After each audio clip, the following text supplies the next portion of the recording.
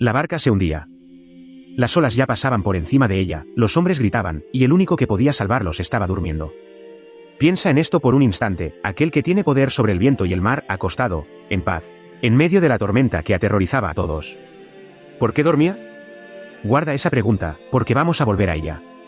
Qué bueno tenerte en Católico Mejor.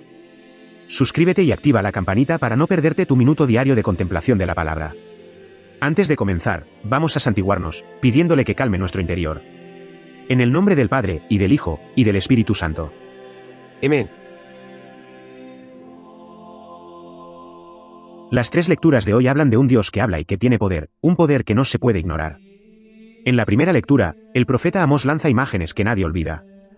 Dice, si el león ruge en el bosque, ¿quién no tendrá miedo? ¿Y si el Señor habla, quién no profetizará?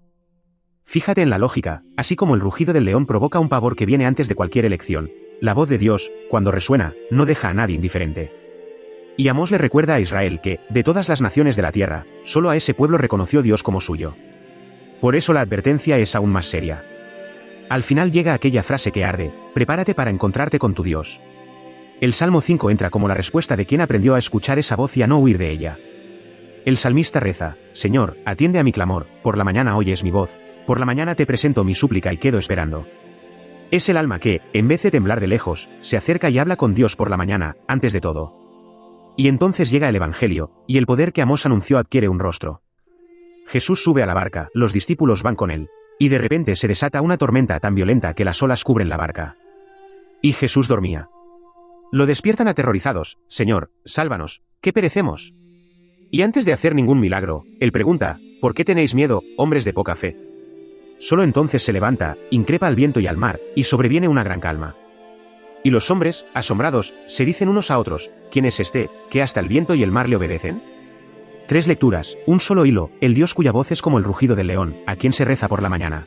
Es el mismo que, con una palabra, manda callar a la tormenta. Ahora deja que esta palabra descienda hasta tu vida. ¿Recuerdas la pregunta que te pedí que guardaras? ¿Por qué dormía Jesús en medio de la tormenta? La respuesta es desconcertante, dormía porque no tenía miedo. La tormenta que hundía la barca de los discípulos no le quitaba la paz a quien es el Señor del viento y del mar.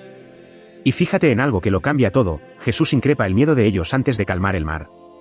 Es decir, para él, el problema más grave aquella noche no eran las olas, era el miedo que ahogaba la fe. Las olas él las resuelve con una palabra, el miedo era lo que hundía el corazón de ellos por dentro. Y aquí es tu turno. ¿Cuál es la tormenta que hoy te quita el sueño? La cuenta que no cierra, el examen que esperas, el hijo que se alejó, la relación que cruje, el futuro que no logras ver. Es real, lo sé, y las olas son de verdad. Pero la voz de Jesús llega a tu barca con la misma pregunta, ¿por qué tienes miedo, hombre de poca fe? No es un reproche frío, es casi un asombro amoroso, porque Él está dentro de la barca contigo. Lo que hace que la tormenta parezca más grande que Dios no es su tamaño, es el miedo que crece cuando olvidamos quién está a bordo.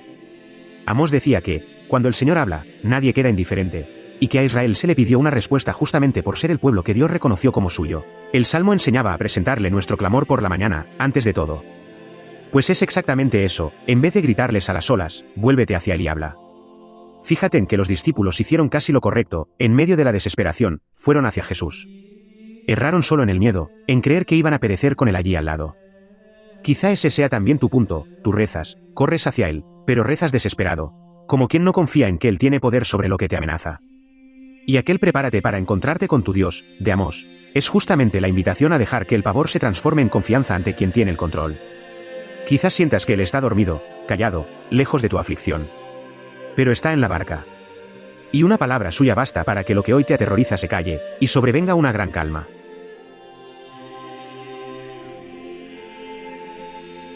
Ahora, un instante de silencio de verdad. Cierra los ojos. Ante Dios, deja que aflore la tormenta que más te quita la paz hoy. No intentes resolverla. Solo repite por dentro, Señor, estás en mi barca. Y quédate con él.